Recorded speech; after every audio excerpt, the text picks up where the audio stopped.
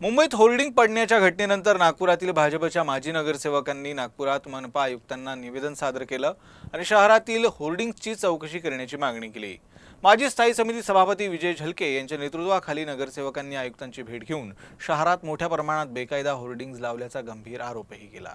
मुंबईत होर्डिंग पडल्याची घटना अत्यंत गंभीर असल्याची प्रतिक्रिया स्थायी समितीचे माजी अध्यक्ष विजय झलके यांनी दिली आहे। अशा परिस्थितीत नागपुरात लावण्यात आलेल्या होर्डिंगचं स्ट्रक्चरल ऑडिट होणं गरजेचं आहे। नागपुरात लावण्यात आलेले होर्डिंग नियमांचं सर्रास उल्लंघन करत असल्याचा आरोप देखील झलके यांनी केला। अनेक होर्डिंग्स बेकायदेशीर आहेत, त्यामुळे त्यांची तपासणी होणं गरजेचं असल्याचंही ते म्हणाले।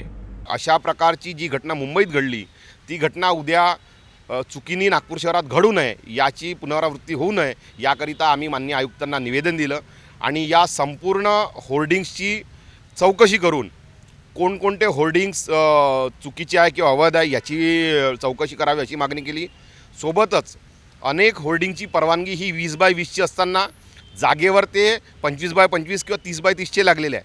ही पण गोष्ट आम्ही माननीय आयुक्तांना निदर्शनास आणून दिली आणि त्याचं स्ट्रक्चर योग्य आहे नाही आहे। एकीकडे आपण बिल्डिंगची परवानगी देत असताना मार्जिनल स्पेस सोडून बिल्डिंग बांधण्याकरिता सर्वसामान्य नागरिकांना सांगतो, दुसरीकडे मात्र होर्डिंग लावण्याकरिता मार्जिनल स्पेसच्या बाहेर म्हणजे त्याच्या प्लॉटच्या कॉर्नरला तो होर्डिंगचं स्ट्रक्चर उभं करतो आणि वर त्याचं प्रोजेक्शन ज्यावेळी ते निघतं त्यावेळी ते रोडला येतं।